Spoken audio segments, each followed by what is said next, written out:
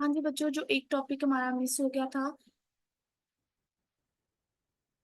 वही टॉपिक यहाँ पर orthogonality of Legender equation.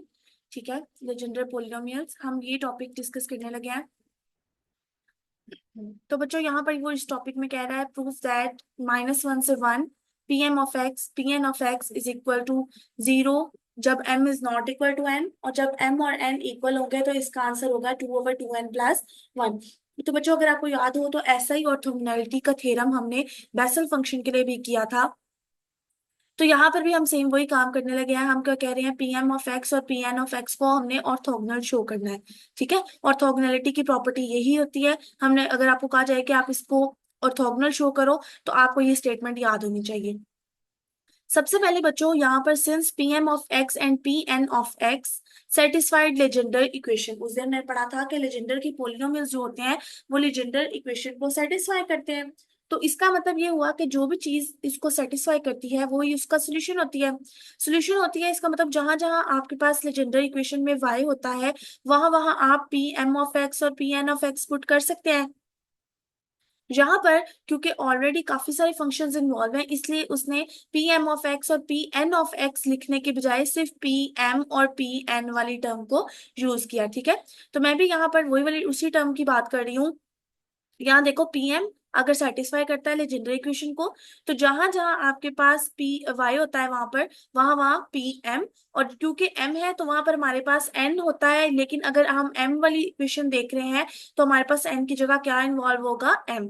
Same इसी तरह हम कहेंगे Pn भी अगर इसको सेटिस्फाई करता है तो हम यहाँ लिख सकते हैं। तो बच्चों अब ये दोनों इक्वेशंस हमारे पास equation number 1 and equation number 2 आ गई है। अब हमने क्या करना है, multiply equation by 1 by Pn and equation 2 by Pm, क्योंकि हम इन दोनों को आपस में लिंक देखना चाह रहे हैं इनका। तो हम क्या करते हैं, फर्स्ट टर्म क्योंकि उसके अंदर Pm है तो हम उसके साथ मल्टीप्लाई कर देते हैं Pn को, और सेकेंड वाली में Pn है तो हम पूरी इक्वेशन के साथ मल्टीप्लाई कर देते हैं Pn को। जब हमने मल्टीप्लाई किया तो मल्टीप्लाई करने के बाद हमने दोनों इक्वेशन को इस तरह किया कि वो एक दूसरे से सब्ट्रैक्ट करना है हमने। ठीक है, तो अब जहां जहां Pm और Pn था हमने दोनों टर्म्स को एक दूसरे से सब्ट्रैक्ट किया। सब्ट्रैक्ट करने के बाद हम इसको थोड़ा सा सिंप्लीफिकेशन वाली फॉर्म में लिखना चाह रहे हैं।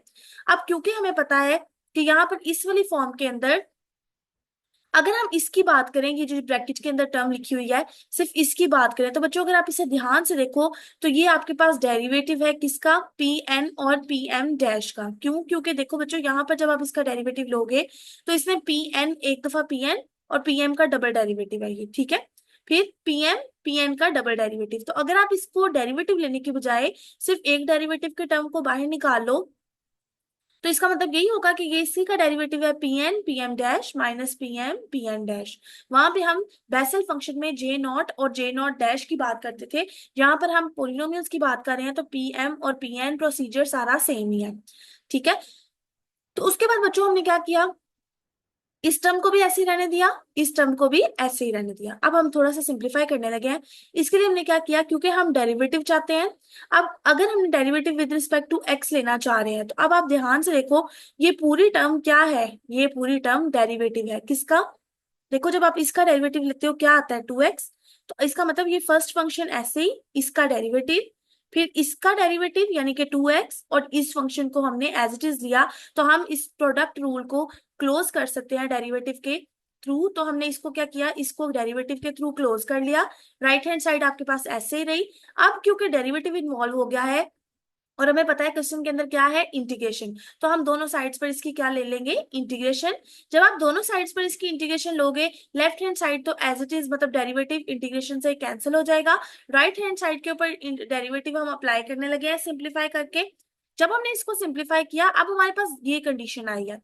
अब इस कंडीशन के लिए हमारे पास दो पॉसिबिलिटीज हैं, क्योंकि हमारे पास लेजेंडर पोलिनोमियल में ऑर्थोगोनैलिटी में m is not equal to n और m is equal to n two cases discuss होते हैं। यहां भी हम दो केसेस डिस्कस करते हैं जब m is not equal to n होगा।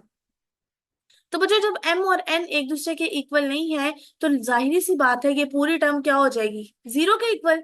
ठीक है, कैसे जीरो के इक्वल होगी, यहाँ पर आपके पास राइट हैंड साइड पर जीरो उसने खुद कहा हुआ है तो अब हम देखने लगे हैं कि ये कैसे जीरो होती है। बच्चों देखो जीरो इस तरह होती है कि जब भी Pm और Pn ऑफ x है, ठीक है, ये वाली टर्म जब आप इसकी बात करते हो तो इसका मतलब ये हुआ कि आप अगर इसको जीरो करते हो तो राइट हैंड साइड जीरो हो जाती है। अगर इस पूरी टर्म को आप देखो, जब आप इसको इंटीग्रेशन की थी आपने इसकी, तो इंटीग्रेशन करने के बाद आपने जब -1 से 1 तक लिमिट्स पुट की थी इसके अंदर, तो एक बार आपने x की जगह 1 पुट करना था, एक जगह -1 पुट करना था।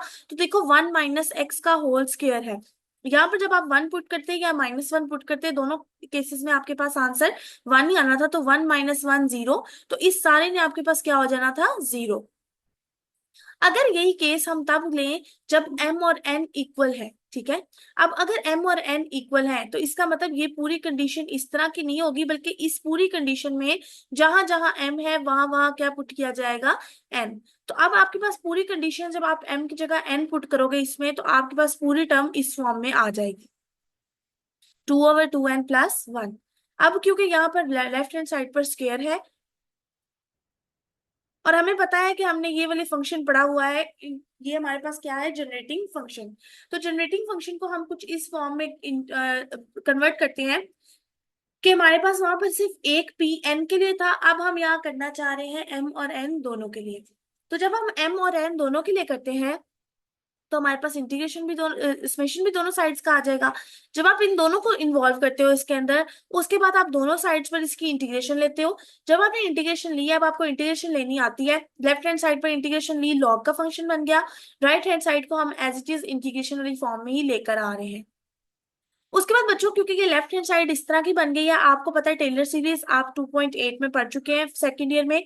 आपने टेलर सीरीज अप्लाई करते हुए इसको एक्सपैंड किया, तो इसका आंसर आपके पास आ गया, summation n is equal to 0 से इंफिनिटी 2 की पावर t 2n+1 2n+1।